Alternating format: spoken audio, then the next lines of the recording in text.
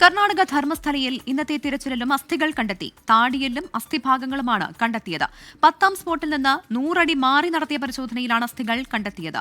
മുഹമ്മദ് റഹീസ് ധർമ്മസ്ഥലയിൽ നിന്ന് ചേരുകയാണ്. റഹീസ്, കഴിഞ്ഞ കുറച്ച് ദിവസങ്ങളായി ഇത്തരത്തിലുള്ള പരിശോധന നടത്തുന്നുണ്ട്. പലയിടത്തും വേണ്ട രീതിയിലുള്ള പരിശോധന നടത്തിയെങ്കിലും അസ്ഥികൾ കണ്ടെത്താനായില്ല. ഇന്നിപ്പോൾ എന്തൊക്കെ നിർണായകമായ തെളിവുകളാണ് ലഭിച്ചിരിക്കുന്നത്?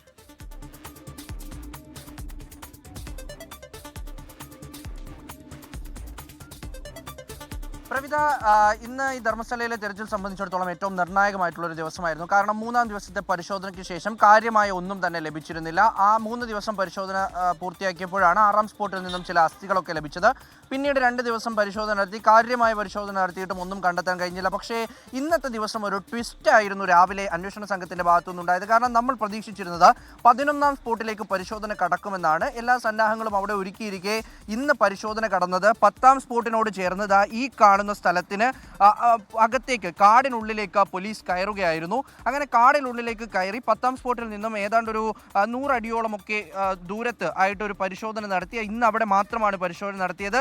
അങ്ങനെ പരിശോധന തുടങ്ങി ഏതാണ്ട് ഒരു 1.5 മണിക്കൂർ കഴിയുമ്പോൾ തന്നെ അവിടെ നിന്നും അസ്ഥികൾ കണ്ടെത്തിയ ഒരു നിലയാണ്, ഒരു സാഹചര്യമാണ് ഇന്നുണ്ടായത്. അങ്ങനെ അവിടെ നിന്ന് കണ്ടെത്തിയത് ഒരാളുടെ അസ്ഥിയാണ് എന്നിപ്പോൾ പറയാൻ കഴിയില്ല. ഒരുപാട് അസ്ഥികൾ കണ്ടെത്തിയിട്ടുണ്ട്. അതിൽ തന്നെ താടിയെല്ലുണ്ട്. ഒപ്പം തന്നെ മറ്റു ചില ഭാഗങ്ങളൊക്കെയും കണ്ടെത്തിയതായാണ് പറയുന്നത്. പ്രദേശത്ത് ഇപ്പോഴും കനത്ത പോലീസിന്റെ സുരക്ഷയുണ്ട്. പല ഭാഗങ്ങളിലായി പോലീസുകാർ തമ്പടിച്ചിരിക്കുകയാണ്. കാരണം ഇനി പരിശോധന നടത്താൻ പോകുന്നത് റോഡിനോട് ചേർന്നുള്ള സ്ഥലങ്ങളാണ്. അപ്പോൾ ആ സ്ഥലങ്ങൾ പരിശോധിക്കുന്നത് കൊണ്ട് തന്നെ കൂടുതൽ പോലീസുകാർ ഈ സ്ഥലത്തേക്ക് എത്തിയിട്ടുമുണ്ട്. നിലവിൽ എന്തായാലും ഇന്നത്തെ പരിശോധന വളരെ നിർണായകമായിരുന്നു. ഈ കേസിനെ സംബന്ധിച്ചിടത്തോളം ഒരൊറ്റ സ്പോട്ടിൽ മാത്രം എന്തെങ്കിലും കണ്ടെത്തിയത് കൊണ്ട് ശുചീകരണ തൊഴിലാളി പറയുന്നതിനെ വിശ്വസിക്കാൻ കഴിയില്ല എന്നുള്ളൊരു സ്ഥിതി ഉണ്ടായിരുന്നു. അപ്പോൾ അതിന് പിന്നാലെയാണ് അദ്ദേഹം ഇന്ന് കാട്ടിക്കൊടുത്ത മറ്റൊരു സ്പോട്ടിൽ പരിശോധന നടന്നത്. നേരത്തെ 2-3 ദിവസങ്ങളായി അദ്ദേഹം ഇവിടെ കൂടി പരിശോധന നടത്തണമെന്ന് പറഞ്ഞിരുന്നു. എന്നാൽ SIT അത് പിന്നീടത്തേക്ക് ബാക്കി വെക്കുകയായിരുന്നു. ബാക്കി വെച്ചതിന് പിന്നാലെയാണ് ഇന്ന് ആ പരിശോധന സ്പോട്ടിലേക്ക് കടന്നത്.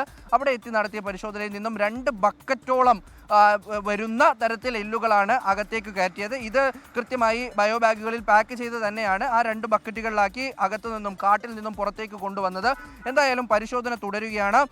അതിനിടയിലാണ് ഈ പറയുന്ന ഈ മീഡിയ ഓർഡർ പിൻവലിക്കാൻ ഉള്ള ഒരു അപേക്ഷയിൽ നിന്നും, അല്ലെങ്കിൽ അത്തരത്തിലൊരു ഹർജിയിൽ നിന്നും നിലവിലെ ജഡ്ജ് പിന്മാറുന്നു. ഒപ്പം തന്നെ SITയുടെ സുപ്രധാനമായിട്ടുള്ള ഈ SIT തേടിയ ചില രേഖകൾ, അല്ലെങ്കിൽ ഈ ശുചീകരണ തൊഴിലാളി അദ്ദേഹം പറയുന്ന കാലഘട്ടത്തിൽ ഉള്ള ഈ ദുരപകടങ്ങളുടെയും മരണങ്ങളെയും ദുർമരണങ്ങളുടെയും ഒക്കെ പട്ടിക, അല്ലെങ്കിൽ ആ ഒരു ലിസ്റ്റ് ബെൽത്തങ്കാടി പോലീസിൽ നിന്നും അവർ നഷ്ടപ്പെടുത്തി, അല്ലെങ്കിൽ അവർ നശിപ്പിച്ചു കളഞ്ഞു എന്നുള്ളൊരു രേഖ കൂടി പുറത്തു വരുന്നത്. എന്തായാലും ധർമ്മസ്ഥല കുറെ കൂടിയൊക്കെ നിഗൂഢതകളൊക്കെ പുറത്തേക്ക് വരുന്നുണ്ട്.